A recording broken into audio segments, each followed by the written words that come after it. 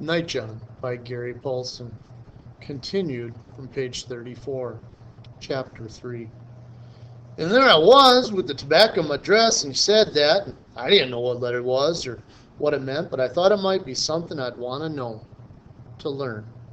So Mammy, she was sleeping, breathing in and out, and I wiggled out of the pile of young'uns and moved to the dark corner and set myself next to him. I said, "What's a letter?"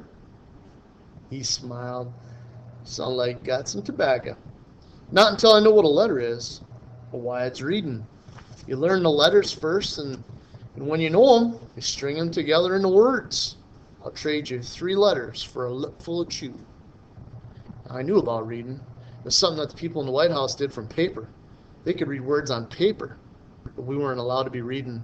We weren't allowed to understand or read nothing. But once I saw some funny lines on the side of a feed sack, and it said 100 LBS. I wrote them down in the dirt with a stick. Mammy gave me a smack in the back of the head like to drove me in the ground. "Don't you take it that. Take the writing," she said. Well, I wasn't. I was just copying something I saw in a feed sack. "Don't." They catch you doing that, you'll think you're learning to read. If you learn to read, and they'll whip you till your skin hangs like rags. Cut your thumb off. Stay away from writing and reading.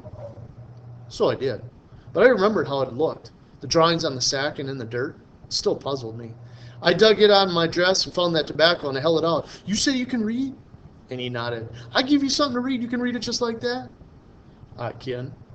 Well, there was some yellow light from the windows of the big house, and it came through the doorway and made a light patch on the dirt floor. "Come on." I led him to the light patch and squatted. I used my finger to scratch out what I remembered in the dirt. The floor was hard and packed, and I had to rub hard to make it show right. "There." He squatted and squinted. "Why, I mean letters.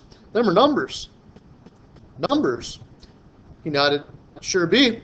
Says 100. Then there's those 3 letters on the end. They don't work for me as a word. Just LBS. Don't say a word, but it must mean something to somebody." "Well, can you teach me that?" "To read." "To read what I put in the dirt there. Can you teach me that?" He rubbed his chin. "Well, might if I had a pitch chew." So I dug the sack out of my shirt dress and I gave him a pinch, and he put it inside of his mouth. "Way it works," he says, "see, is you got to learn all the letters and numbers before you can learn to read. You got to learn the alphabet." "The alphabet?" He nodded. "There'd be a lot of letters, and each one means something different. You got to learn each one. Those 3 you said back there in the dark corner, can you teach me them?" "Well, I sure can." He used the edge of his hand to rub out what I had written in the dirt, and he made a drawing with his thumb. "A. Tonight we just do A." He sat back on his heels and pointed. "There it be." And I looked at it, wondered how it stood. "Well, where's the bottom to it?" "There. Stands on 2 feet, just like you." "Well, what does it mean?" "It means A, just like I said. It's the first letter in the alphabet. And when you see it, you make it sound like ah or A." "That's reading? To make the sound?" He nodded. "When you see the letter on paper or sack or in the dirt, you make one of those sounds. That's reading." "Well, that ain't hard at all." And he laughed, that same low roll. That made me think of thunder a long ways off, moving in the summer sky. Well, there's more to it than that. Other letters, but that be it. "Well, why'd you be cutting off thumbs if you learn to read, if that's all there is?" "Well, because to know things, for us to know things, it's bad for them. We get to know things, it's bad for them. We get to wanting. And when we get to wanting, it's bad for them. They thinks we want what they got." And I thought of what they had, fine clothes and food. I heard house workers say they ate off plates and had forks and spoons and knives, and they wiped their mouths like they wiped their butts. If that's true, I want it.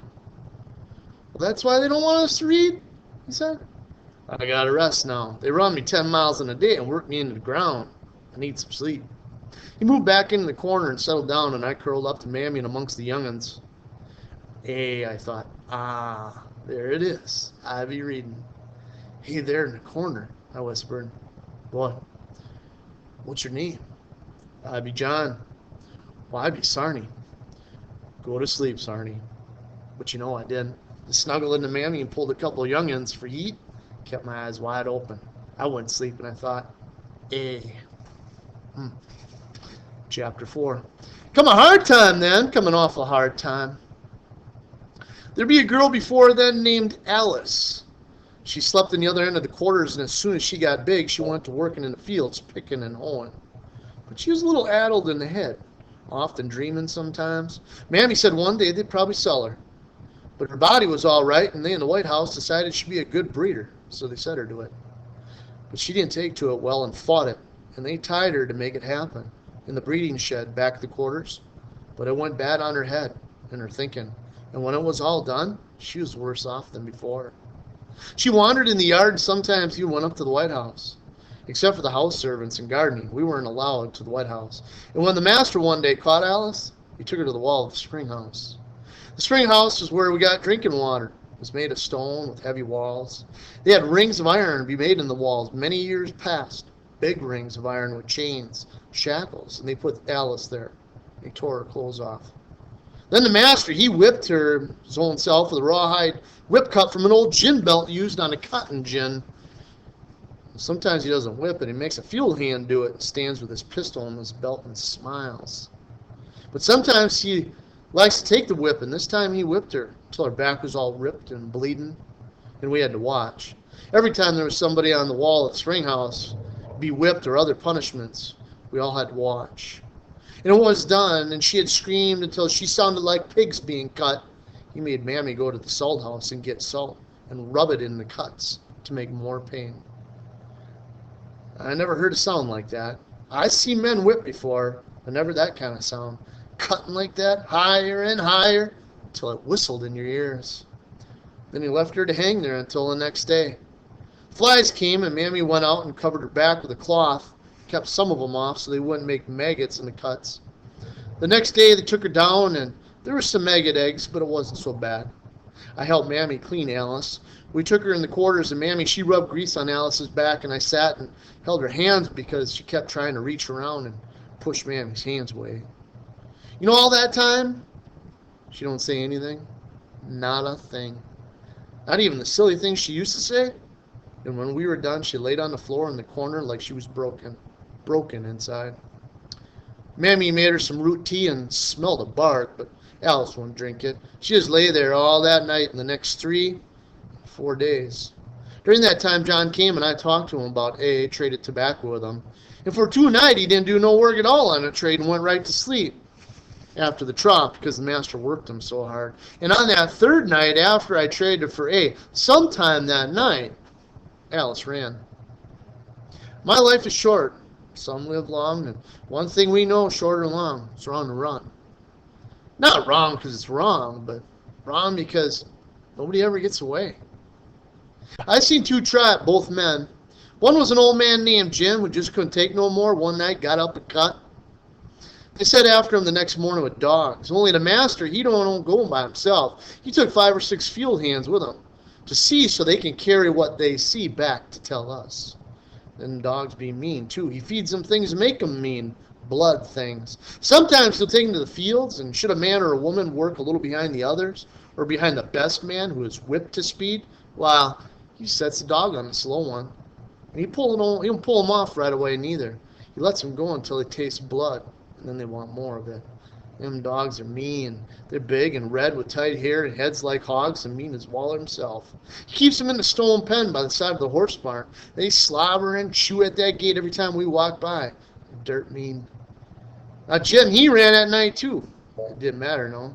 Field hands told us later, he cut and ran down to the river. He ran in the water for a goodly distance. Then on top of a fence rail for as long as that fence ran. Dropped down to the ground and just moved. Them dogs followed him all the way. The hand said that one dog even got up and ran on top of the fence rail. Only took half a day and they caught Jim. You know, the last bit when he was hearing the dogs singing and baying on him, Jim climbed a tree. The problem was the tree wasn't higher than he could reach. Nearly as high as he got, bottom of him hung down where the dogs could get at him. The master, he set the dogs on him, and they tore and they ripped what they could until there wasn't any meat left on Jim's legs or bottom. The dogs ripped it all off, hang in shreds. The field hand said he never let go. No, never did. Even when he was dead, his hands didn't let go, and the master made the field hands leave him there. They some wanted to take Jim down and bury him, but he made them leave him there that way, hanging by them hands in the tree for the birds to eat. The second man was young. Name was Polly. Wasn't a big enough hand to be allowed to be a breeder in the quarter, so he went a-looking.